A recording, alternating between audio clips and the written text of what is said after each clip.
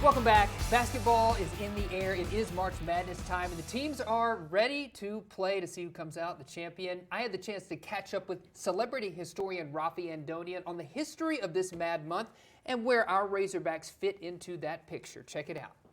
Celebrity historian Rafi Andonian is joining us now, not just a history fan, but a basketball player. Yes, Yeah. and believe it or not, Ooh. I have my wallet that I carry around. It's my actual wallet. You can see it well, It is. well It's used since used, childhood, yeah. growing up on the Kobe and Shaq days. Of course. And so, of course, I'm going to be a basketball fan, carrying around my childlike basketball wallet. Now, of course, it never wears out on the outside because of basketball. Unless I'm dribbling the wallet, it's going to stay in. Yep, yeah, I love it. Definitely love it. So I know the game of basketball really well, and it's changed over the years, over the decades. What did it look like when it started? The first game had only one basket made, believe it or not. We're talking in the 1890s with James Naismith Basketball Hall of Fame named after him.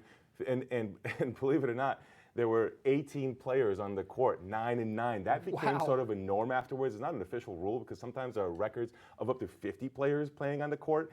And the first game was also what we would consider. Room on the court? No, because it's great you say that because the first game was actually also what we would consider a half-court game. Oh, so you're stuffing in 18 for the first game, but eventually goes up to 50 and kind of fluctuates. So you took turns on offense and defense, like if you scored. No, you may have. Oh, yes, you do take turns on offense and defense. Because it was just half of a court, right? Correct. Exactly, much like we would play the half-court game. Now, the rules look different, too, though. So, for example, in the early years, you don't have the dribbling that we do, so you can't bounce the ball. Oh, really? You also don't have, of course, you don't have a shot clock and three-point line. That come much later. So you just pass the ball. It kind of reminds me of netball, which is a different kind of a game now. Correct. It is a different kind of game. And early on, over in Smith College, because in Massachusetts, where they first started, is in Smith College, also in Massachusetts, where women's game picks up very early, believe it or not, in the 1890s and early 1900s, and they make some adjustments in that basketball game to make it more womanly, if you will, so it's not inappropriate. However, what's interesting, the other thing about it is they're being progressive by allowing women to play a sport, but they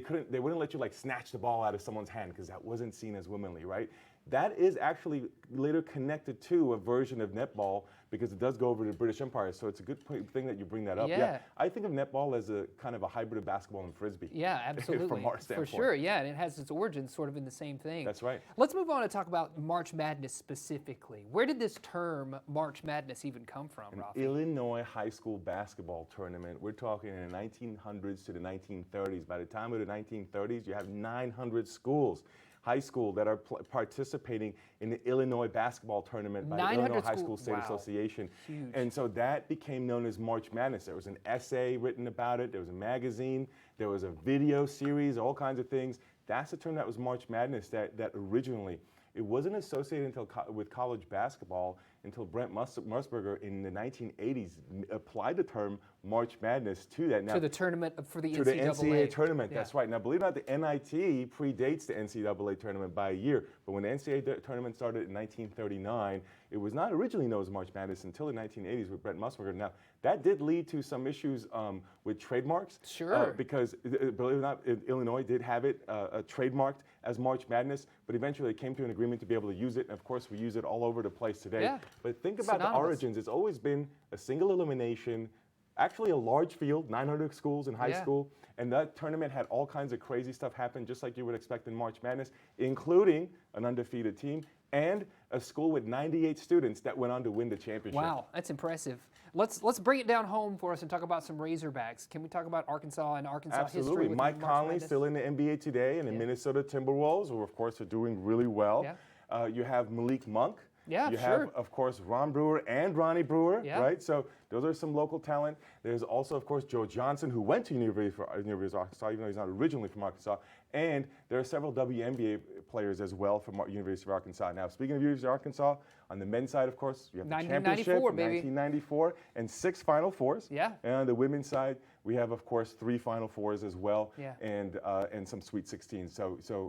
And so now you can see that there's a rich history, both locally and the university, attracting talent for Arkansas and basketball. Yeah, and Arkansas may not have had the season we were expecting this year. Who are you pulling for this year in March Madness, Rafi? You know what? I think Indiana State. Yeah. I know it's a long shot, but they're having a great year. It's Larry Bird's alma mater, and I was just at the Missouri Valley Conference tournament watching it live, and I really like them.